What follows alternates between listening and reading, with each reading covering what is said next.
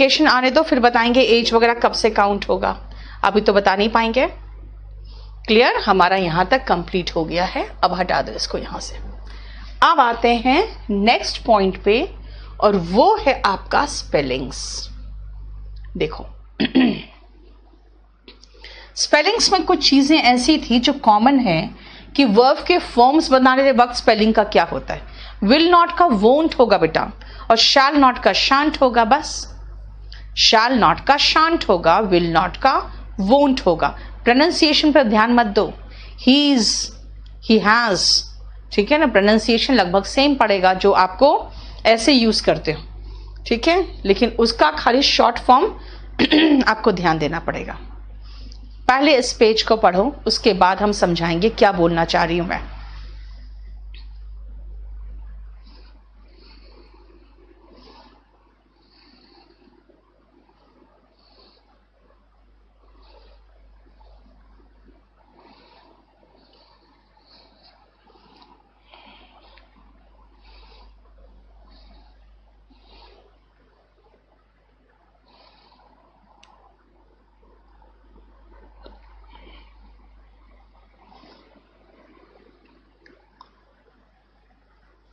देख लिया क्या बोला? इसके जो आगे की तैयारी है उसके लिए आपको बोल दिया मैंने कि इंग्लिश बहुत अनफोनेटिक लैंग्वेज है, इसीलिए स्कूल्स में रेगुलर डिक्टेशन हुआ करता था और हमें स्पेलिंग्स रटाया जाता था। हालांकि कुछ स्पेलिंग्स के रूल्स हैं, लेकिन जनरली हमें रटाया जाता था और इसीलिए हमें अपने आप याद रहने लगा था। परंतु कुछ नियम से हम कई स्पेलिंग्स स्वतः बनाना या याद रखना आसान हो जाता है। ठीक है, देखो नेक्स्ट। अब जो मैंने अभी बोला था आपको वही सेम चीज है यहां पर, इसलिए मैं रूल नहीं बताऊंगी। क्या था? वाई के पहले कॉन्सोनेंट है, देखो वाई आई में चेंज हुआ है। फाइन, एडजेक्टिव तक तो मैंने करा दिया था, मैंने नाउन का भी करा दिया था। अब देखो नाउन में कंट्री में कंट्रीज बनाना है, एडजेक्टिव का हैप्पी का एडवर्ब बनाना था, हैप्पीली। मैरिज में मैरी वर्ब है, वर्ब में एज लगा के मुझे इसको नाउन बनाना था, मैरिज, ठीक है ना। और कैरी में ईडी लगाना था तो कैरीड, यानी कि नाउन बनाना हो या सेकेंड फॉर्म बनाना हो।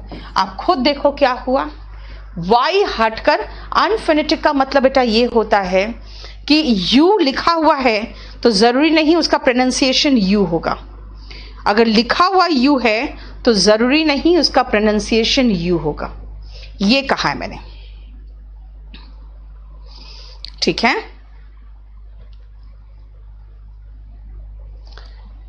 यानी मैरी वर्ब था, उसमें हमने एज लगाया तो मैरिज हो गया, कैरी में ईडी लगाया तो कैरीड हो गया। देखो वाई आई में चेंज हुआ, तभी तो तुरंत पढ़ा रही हूं मैं।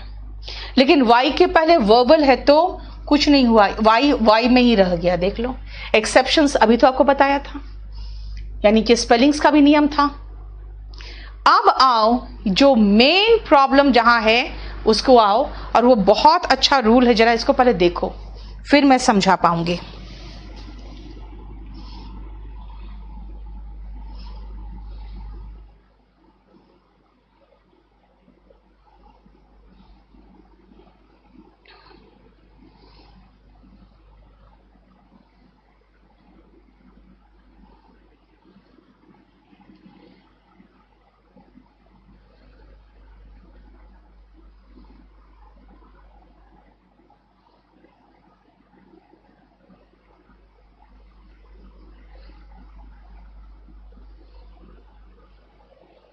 देख लिया?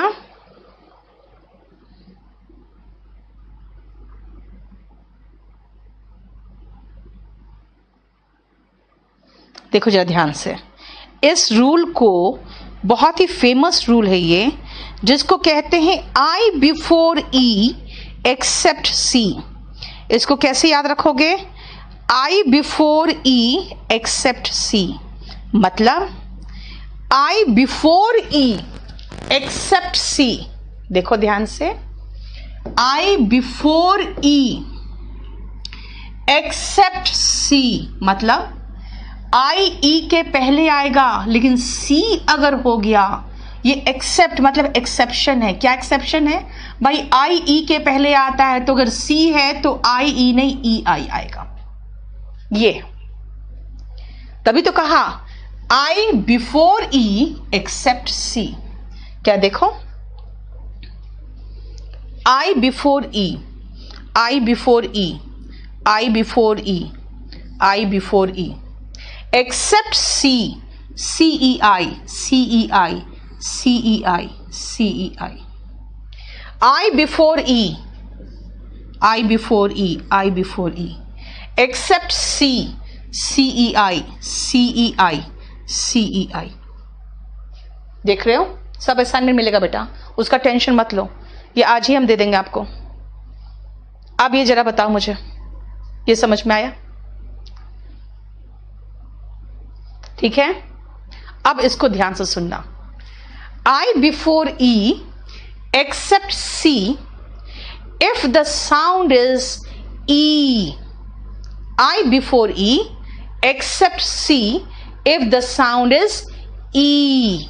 ई मतलब अचीव, बिलीव, देखो ई निकल रहा है, thief, grieve, ceiling, receive, perceive, perceive मतलब महसूस करना, कंसीव, कंसीव मतलब धारण करना। ठीक है ना?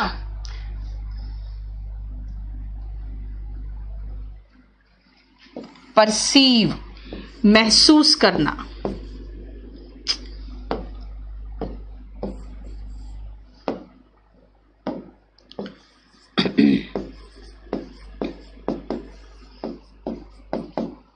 कंसीव धारण करना।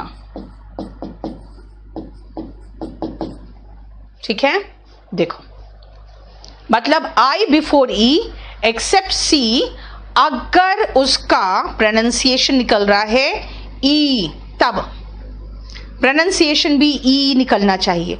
चलो फाइन, ई प्रोनाउंसिएशन नहीं हुआ तो, ई का प्रोनाउंसिएशन नहीं हुआ तो नहीं होगा। साइंस आई बिफोर ई की बात कह रहे हैं, एक्सेप्ट सी, सी के मामले में तो सी ई आई होना चाहिए था, उल्टा है, सी ई आई होना चाहिए था, आई बिफोर ई होना चाहिए था। बेज का मतलब जैसे होता है ना, खाकी रंग जैसे होता है, खाकी रंग है ना। कहाँ है देख लो, जो चीज मैं बता रही हूं आपको, ये कहना चाह रही थी कि आई बिफोर ई एक्सेप्ट सी, अगर साउंड ई निकले तब, ठीक है, लेकिन साउंड ई निकल नहीं रहा है तो क्या करें भाई? प्रोनाउंसिएशन इज नॉट ई। अगर प्रोनाउंसिएशन ई नहीं निकल रहा है तो ये नियम फॉलो नहीं होगा, ये नियम तब फॉलो नहीं होता है। ठीक है, अच्छा ठीक है, नियम फॉलो नहीं हुआ तो इसका मतलब है इतना हो गया? नहीं बेटा, कुछ ऐसे एक्सेप्शंस है, ऐसे एक्सेप्शंस है जहां पे वो ई का साउंड दे रहा है फिर भी नियम का फॉलो नहीं कर रहा है, यानी कि ये एक्सेप्शन है। आई बिफोर ई एक्सेप्ट सी का एक्सेप्शन ये है जहां पे प्रोटीन ई का साउंड आ रहा है लेकिन वो रूल फॉलो नहीं कर रहा है। प्लीबियन ई का साउंड आ रहा है, प्ली है ना, प्लीबियन, लेकिन फिर भी वो रूल फॉलो नहीं कर रहा है। क्लियर हो गया? नेक्स्ट आओ, ये तो मैंने अभी तुरंत करवाया था कि लास्ट में आई ई आता है तो वाई में चेंज करता है, तभी तो मैं उसके तुरंत बाद स्पेलिंग कराने लगती हूं, है ना। और यही भी अभी कराया था, इतना एग्जाम्पल्स नहीं था उसमें, लेकिन ये भी तो अभी कराया था। लास्ट में ई आता है ना, उसमें आई एन जी लगाना है तो क्या करें? ई हटाते जाओ, ये भी तो अभी सिखाया था, है ना, ये भी तो अभी सिखाया था। ठीक है,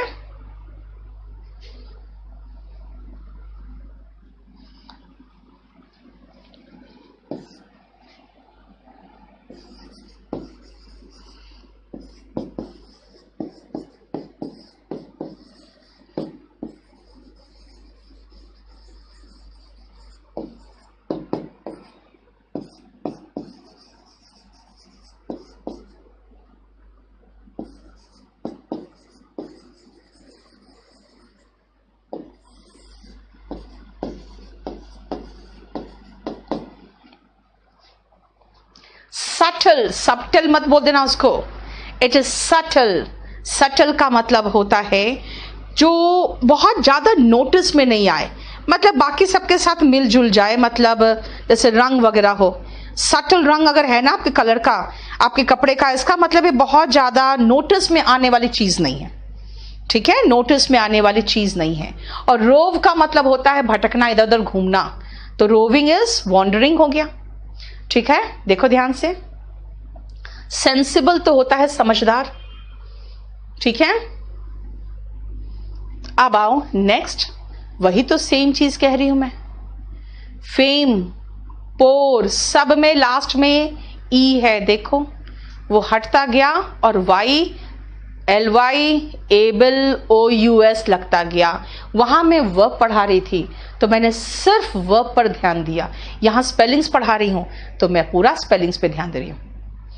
अखिलेश अब वर्ब में चेंज नहीं होगा, आज जितना मैंने चेंज किया है, जितना तक किया है, बस वो फिनिश करके अब आपका पीडीएफ रिप्लेस कर दूंगी, ठीक है ना, क्लियर। अब देखो ऑफुल, जरा ऑफुल और ऑसम पे ध्यान दो।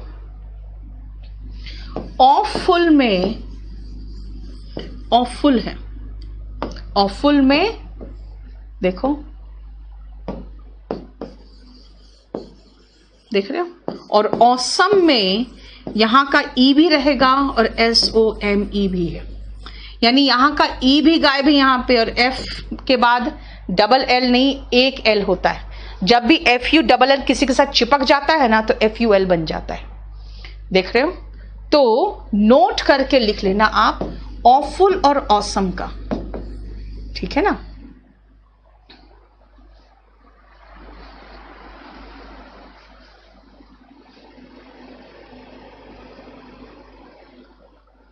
क्लियर।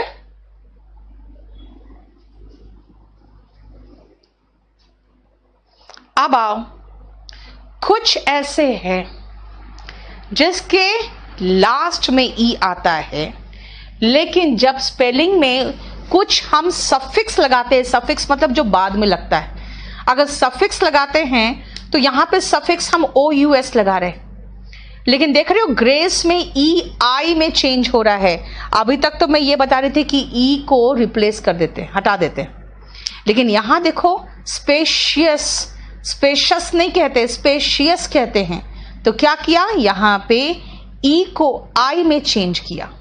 वाइस होता है बुराई, तो विशियस बुराई से भरा हुआ, देखो मेलिशियस, ग्रेशियस, सब में जो लास्ट का ई है वो ओ यू एस में चेंज किया, सॉरी वो आई में चेंज किया है, तब ओ यू एस लगा है। औ का मीनिंग तो जैसे एक डर होगा, किसी का खौफ को भी औ बोलते हैं, लेकिन ऑफुल का मतलब होता है बहुत गंदा, और ऑसम का मतलब होता है बहुत अच्छा, ठीक है, क्लियर।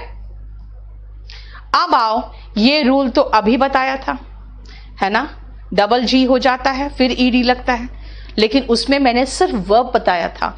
अब देखो इसमें मैंने सफिक्स ई आर भी लगाया है, ठीक है, फिर E R E S T मतलब नाउन, नाउन भी बना दिया, है ना। रॉब में ई आर लगाया तो रॉबर हो गया, नाउन बन गया। किडनैप में ई आर लगाया तो किडनैपर बन गया, नाउन हो गया, देख रहे हो। यानी सिर्फ वर्ब नहीं, ये रूल कहीं भी चलेगा कि लास्ट में कॉन्सोनेंट हो, उसके पहले एक वर्बल हो तो लास्ट कॉन्सोनेंट डबल होता है।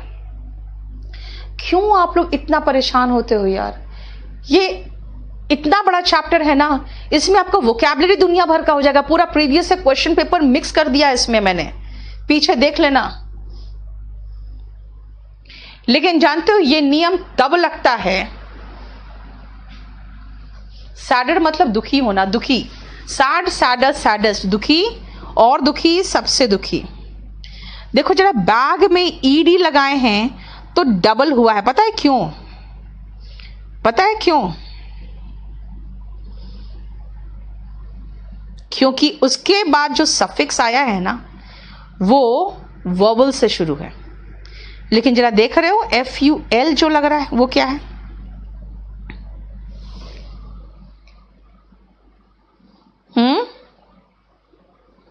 देख रहे हो क्या है, वो कॉन्सोनेंट से शुरू हो रहा है।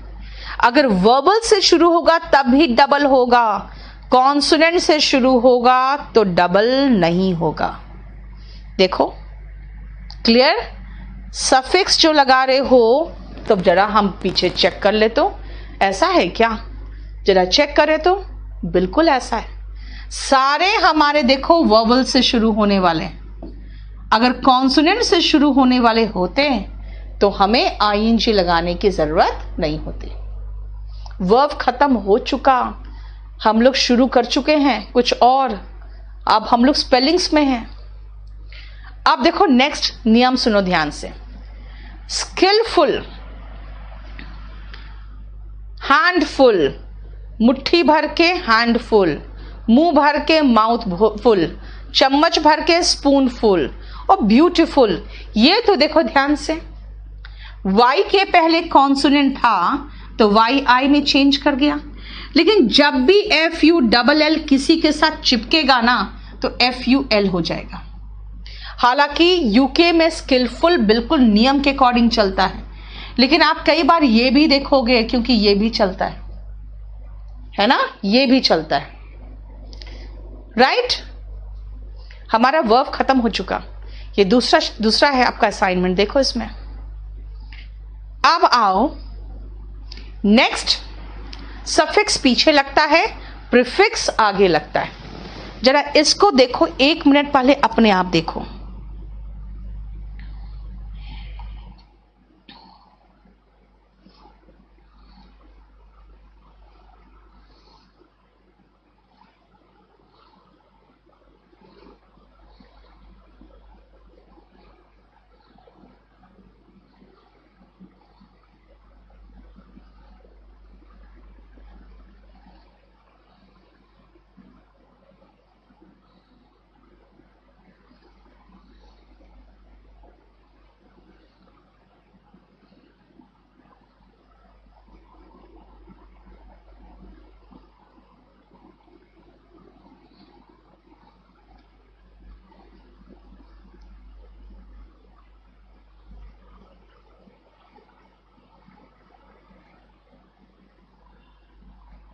देख लिया? ध्यान से सुनना। जब भी आप डिक्शनरी खोलोगे ना, जब भी आप क्यू से शुरुआत करने की कोशिश करोगे तो आप एक चीज ध्यान देना, क्यू के बाद सीधा यू आएगा, यानी Q A, Q B, Q C, Q D जैसा कोई भी लेटर्स नहीं आएगा। जहां क्यू आएगा उसके पीछे आपको यू दिखेगा। मीनिंग मैंने लिख दिया है ट्रैंक्विल का, रिक्वेस्ट का, है ना, लेकिन क्यू के बाद हमेशा यू ही आता है, ध्यान रखना। और कुछ ऐसे शब्द है जहां पे डबल यू आते हैं, बहुत एक्सेप्शनल चीज है, इसीलिए वो एग्जाम में आता है। वैक्यूम, जहां पे हवा भी नहीं हो, है ना। कंटिन्यूअम, कॉन्टिन्यूअस सीरीज ऑफ थिंग्स। और रेसिडुअम, जो नीचे तली में बच जाता है जो चीज, उसको रेसिडुअम कहते हैं। ये केमिस्ट्री में यूज होने वाला वर्ड है, ठीक है। नहीं दिख रहा क्यों? क्यू मतलब हो गया बेटा, लाइन लगाते हो ना, तो वही क्यू है।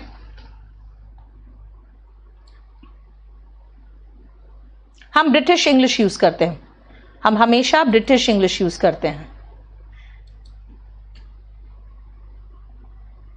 क्या है, आपने रिप्लाई नहीं दिया। मैंने पूछा वीओडी के लिए, कौन सा वीओडी? आप एक बार जाकर देख लो ना।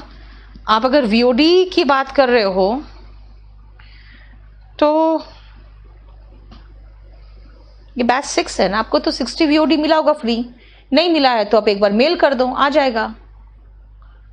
Y so after Q? Because देखो क्यू का है ना बेटा, सबसे बड़ा प्रॉब्लम क्या है ना कि क्यू यू साउंड उसके बाद आता है, इसलिए यू लगा के उसके साउंड को प्रॉपर तरीके से एम्फसाइज करने के लिए, और कुछ नहीं।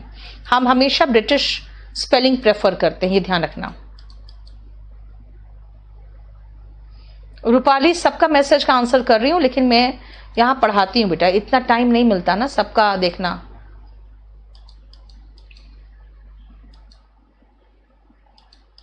इसके पीछे आपको सारा असाइनमेंट मिल जाएगा, निश्चिंत रहो,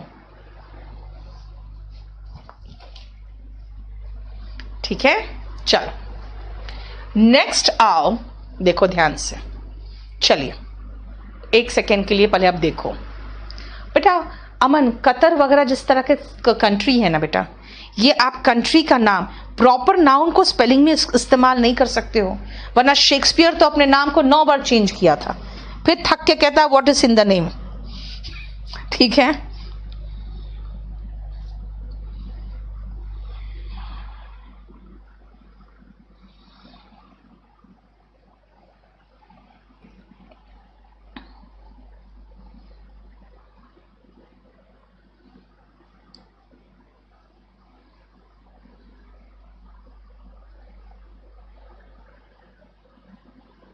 देखो उसके बाद फिर आगे बताती हूं मैं।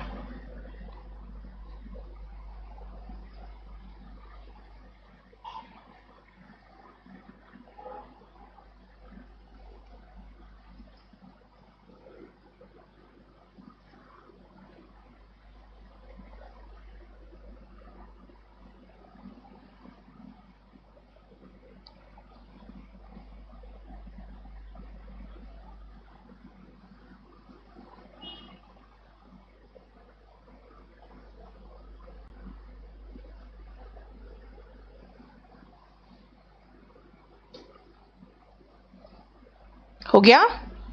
देखो ध्यान से, क्या बोलना चाह रही हूं समझो।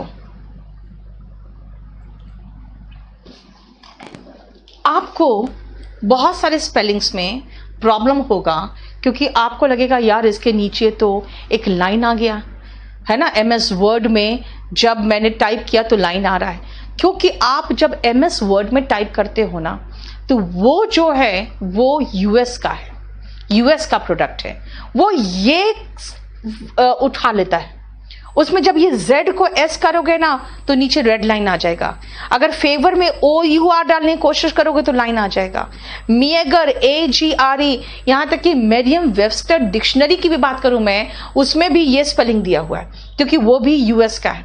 इसीलिए ध्यान रखना, हम लोग को UK का यूज करना है। क्यों?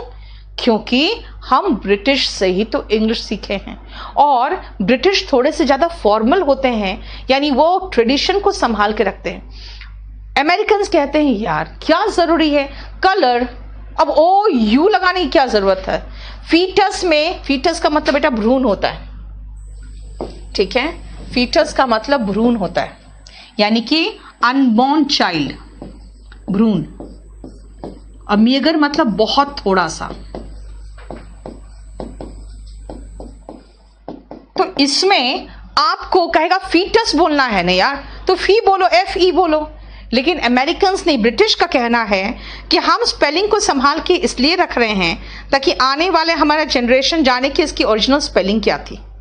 ठीक है, तो इसीलिए आपको बहुत अच्छे से जानना पड़ेगा ये चीज, कि बहुत अच्छे से जानना पड़ेगा हमें UK की स्पेलिंग यूज करनी है जो करेक्ट स्पेलिंग है।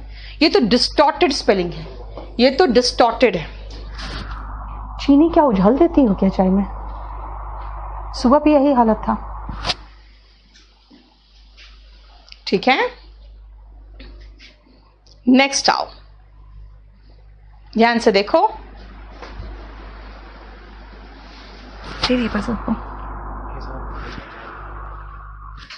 देखो दोनों तरफ अगर L हो, दोनों तरफ अगर L हो तो एक एक L गायब कर दो।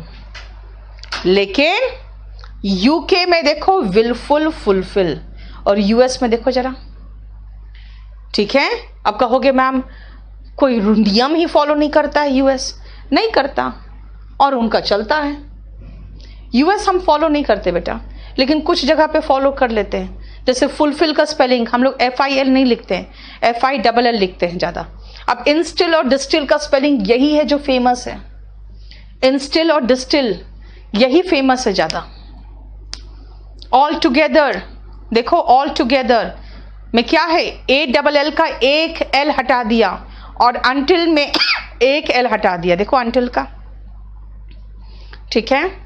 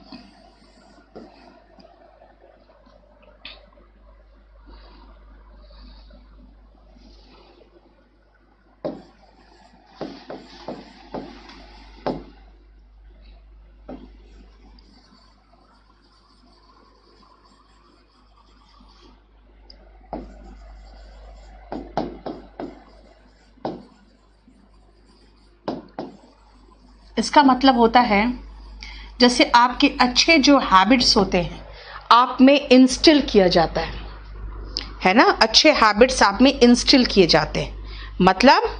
मतलब ये है कि आप में अच्छे हैबिट्स जो है डाले जाते हैं धीरे धीरे, ताकि आपको उसकी आदत पड़े। तो इंस्टिल का मतलब वही होता है, ठीक है, to put gradually into the mind and feelings, ठीक है। लेकिन एक्सेप्शंस है, वेलबींग में डबल एल है और फेयरवेल में भी डबल एल है। देखो ये इसके एक्सेप्शंस है।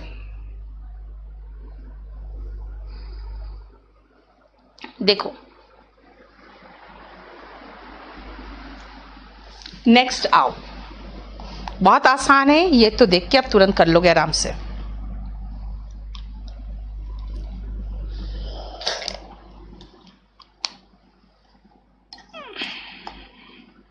कीन का मतलब होता है ना शार्प, मतलब तेज, कीननेस, क्लीनलीनेस या क्लीननेस और मीननेस, ठीक है। तो ये तीनों का मीनिंग देख लो। कीननेस का मीनिंग लिख लो,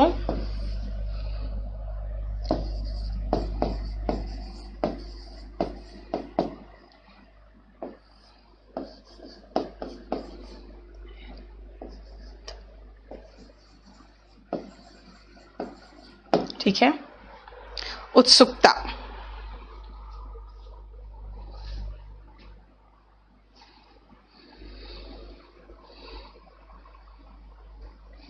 और मीननेस होता है जैसे संकुचित, मनोवृत्ति, मतलब आपका जो एटीट्यूड है बहुत ही नैरो है ना, बहुत ही नैरो है। देख लो, संकुचित मनोवृत्ति वो मीननेस होता है।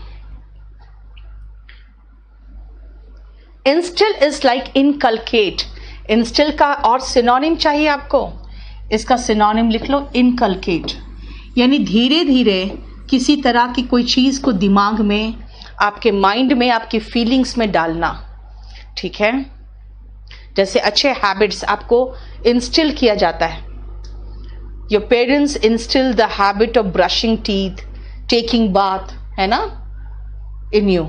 देखो अब आओ नेक्स्ट, ये तो सिखा चुकी थी आपको, लास्ट में सी में एंड करता है और उसके बाद आईएनजी लगाना है या ईडी लगाना है, तो हम सी के बाद के लगाते हैं, अभी तो बताया था।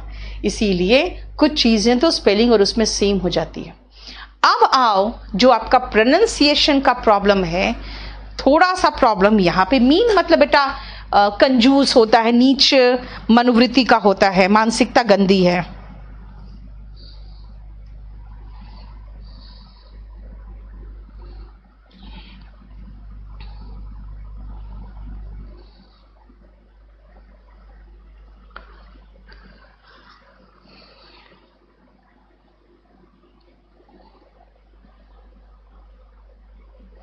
ठीक है, देखो एक बार मैं आपको बताती जाती हूं।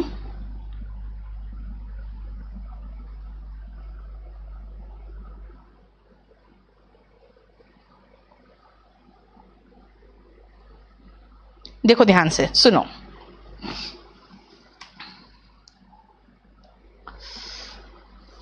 एक सेकंड रुकना बेटा, यहां पे कुछ गलती हुई है।